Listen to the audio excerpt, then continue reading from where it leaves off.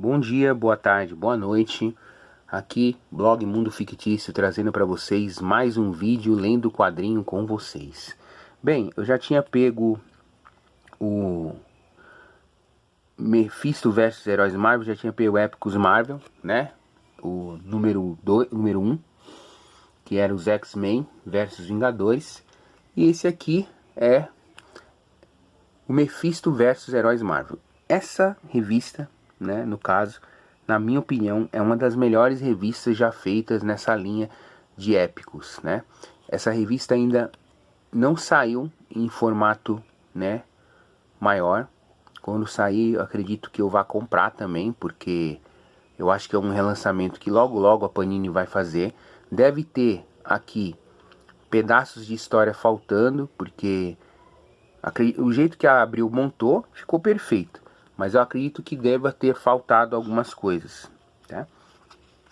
E aqui, ó, já começa, né, uma coisa bem legal que eu acho bacana na Marvel, essa situação do poço, né, de como, olha só o jeito, o desenho, lembra bem uma história de terror, né, e da Marvel. Esse personagem está muito bem cadenciado, dá até medo na história. E ali começam, né, as coisas dentro do edifício Baxter, né?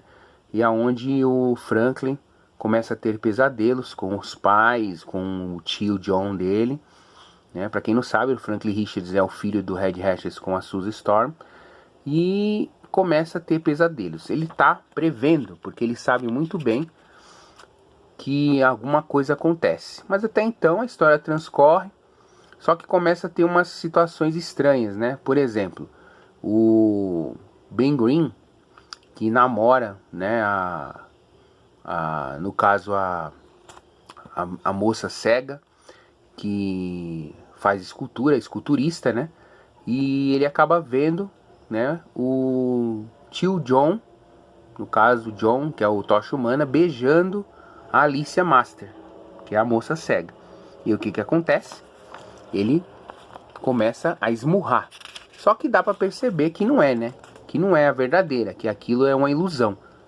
Então, assim, tem um pouco muito do que foi relatado na Feiticeira Escarlate ali no seriado WandaVision. E isso é muito legal, né? Por isso que o povo falou Mephisto, Mephisto, Mephisto. Entendeu? É muito bem cadenciada essa história.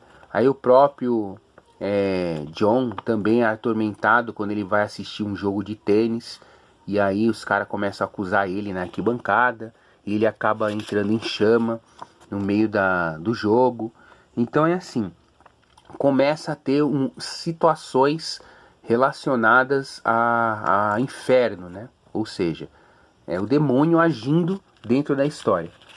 E aí o Franklin começa a ter essas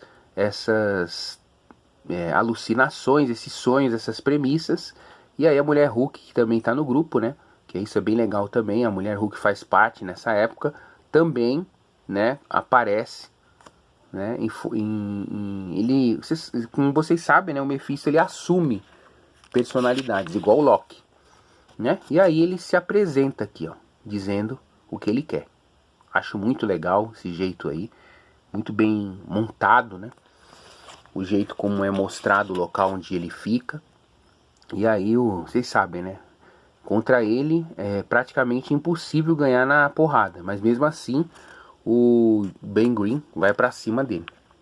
Então o que é legal, gente, nessas histórias é que é mostrado um Mephisto do jeito que a gente quer, né? Um Mephisto a nível conspirador, né? Ele é acólito de muitos personagens icônicos, tipo o Thanos, que ele já foi acólito, tentou pegar a manopla na revista, e outras situações a mais aí, né? E aí no caso ele vai misturando o passado, ele mostra passado, ele cria situações onde não existiu, e aí ele tenta roubar as almas das pessoas que são boas, assim. Ele quer pessoas boas, honestas, pessoas que têm um bom coração. E é o que acontece. Ele tenta roubar, né? E aí quem ele quer pegar? Da Susan. E aí sempre ele acaba fazendo um pacto, tá vendo? Faz um pacto né, ameaçando ela de matar o Reed Richards, e ela acaba se entregando. Mas o problema é que os pactos dele nem sempre vigoram, né? Teve do Homem-Aranha recentemente aí, no caso, que acabou diminuindo o Homem-Aranha e tal, mas fazendo com que o Homem-Aranha esquecesse do passado, né? Que todo mundo há controvérsias. Eu particularmente, eu gosto dessas histórias onde o pacto não vai adiante. Ó, aqui ele cita o surfista, que é sempre aquilo que ele quer, uma alma honrosa, né?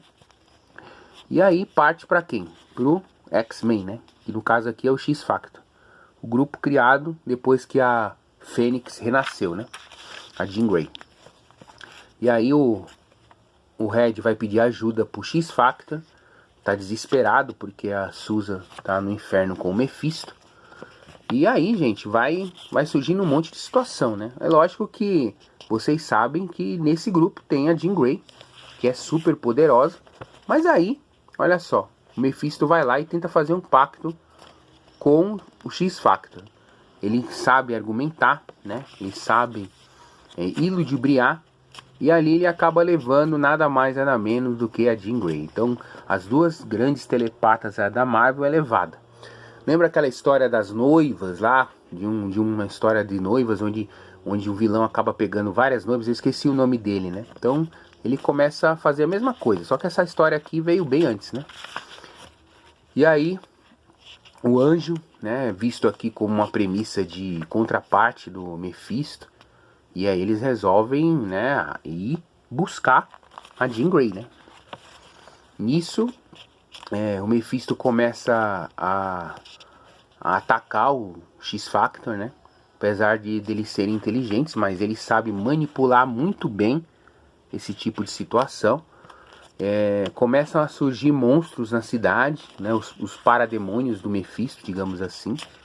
E ali, ó, ele tá mexendo com uma das grandes telepatas, que no caso aí ela se chamava Garota Marvel, mas pra quem não sabe, gente, né, é a Jean Grey, né?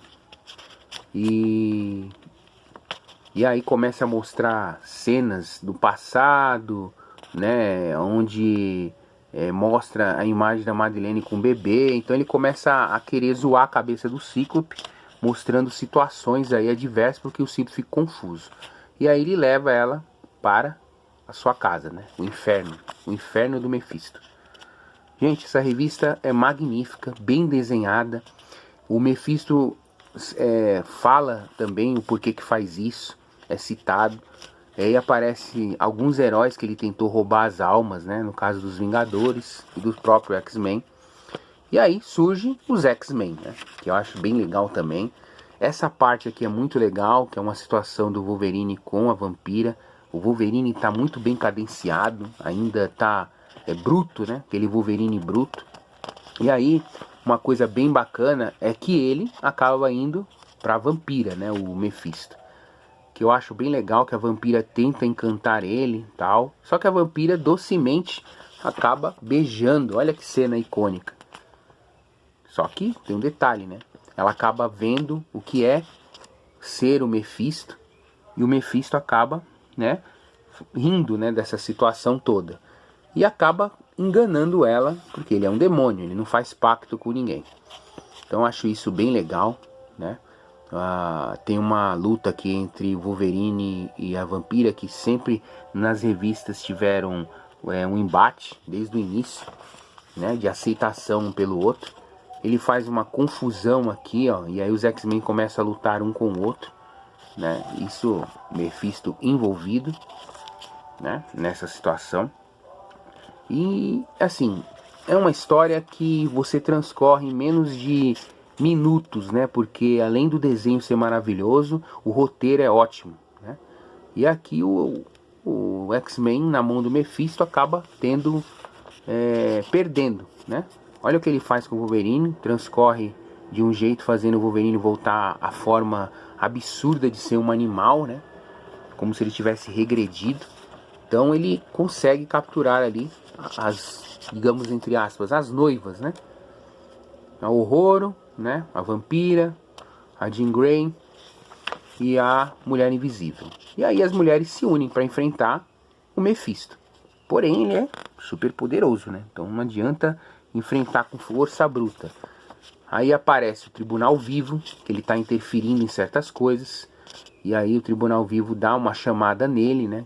Como vocês não sabem, o Tribunal Vivo, né, toma conta do universo junto com a eternidade. E ele cita aqui a Ela, né? Que é, no caso, filha de Loki, mas na realidade, né, no cinema foi levada como irmã, filha de Odin. Mas tudo bem, beleza. Aí, os heróis remanescentes vão se unir e aí surgem os Vingadores, né? Em sua premissa, para tentar combater esse demônio. Eu acho legal porque a formação dos Vingadores aqui tá bem legal, né? E tá bem assim, perto do que a gente gosta do cinema, lógico, mudando alguns personagens, a Capitã Marvel, que é a Mônica Rambeau, no caso aqui, o Espadachim, que a gente não vê há muito tempo, assim, citado em grande participação, parece que ele vai estar no Eternos, e o Clint com o seu uniforme original, Capitão América. Aí, de repente, surge a Ela, né, e ele quer fazer uma troca, né, o Mephisto, né, porque ele quer a alma do Thor, e ela também, então surge ela na situação. Eu acho que essa parte deve ter um hiato aí, que não foi mostrado na revista, tá? Mas não fica confuso, quem lê vai entender a história, mas eu acho que essa parte teve histórias antes que nessa revista não coube, então a Abril teve que cortar algumas coisas. E aí, né, os heróis se unem em sua proporção, na força bruta, para enfrentar o Mephisto, né? Nisso a Ela tá no meio, né? Para quem não sabe, né, a Ela foi levada no cinema no Thor Ragnarok, no terceiro filme do Thor. Só que aquela Ela é muito boa, mas a Ela aqui da revista é muito melhor para quem acompanha, né? E aí tem um embate, todos os heróis começam a lutar com ele, né? É lógico que para ele isso aqui é muito pouco, né? Essa situação, ele oferta para ela deixar ele em paz, né? Porque eles brigam pela situação de ser quem é o mais demônio, né? A Ela e ele acaba ofertando a alma do Thor. Mas ninguém tem a alma do Thor, né?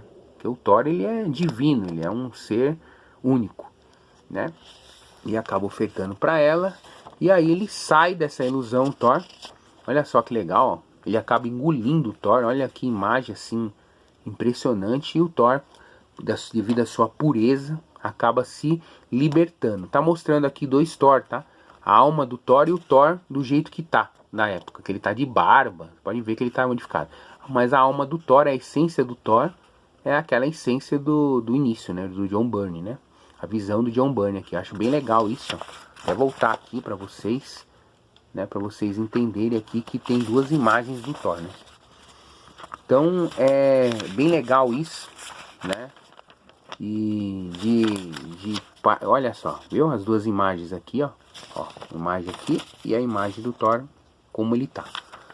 E aí, ele acaba tendo essa situação e aí ela acaba ganhando, né? Dizendo que ele perdeu, que ele não conquistou a alma do Thor, não dá pra barganhar com ela, né?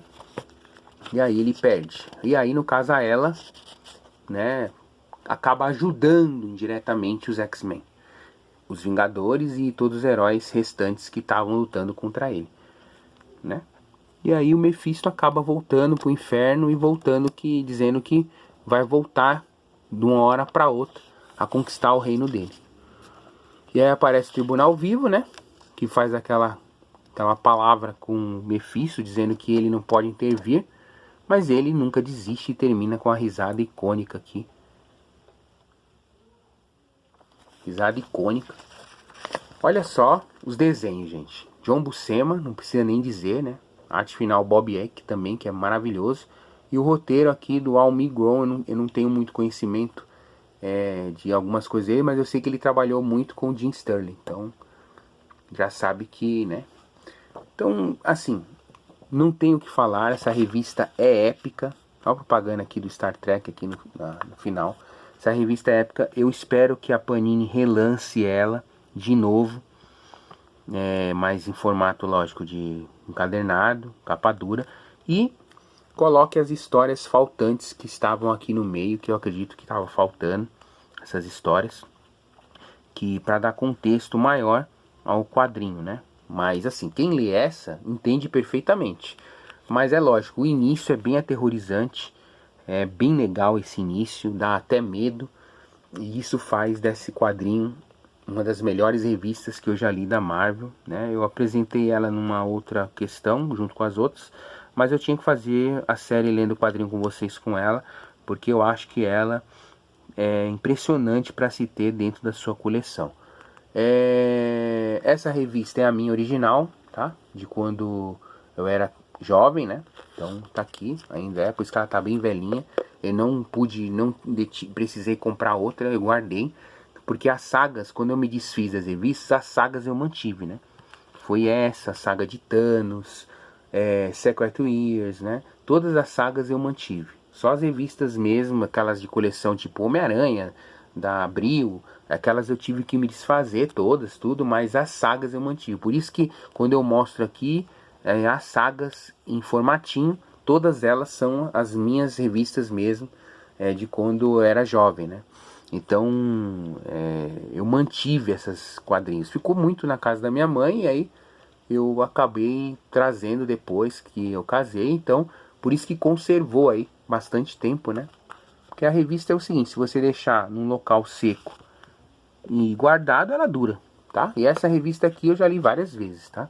Eu não tenho precisão de colocar num plástico ou não, porque eu acho assim, a revista quando tem durabilidade e credibilidade como fazia a Abril, né? Você pode ver que a durabilidade dessa revista é mais de 20 anos.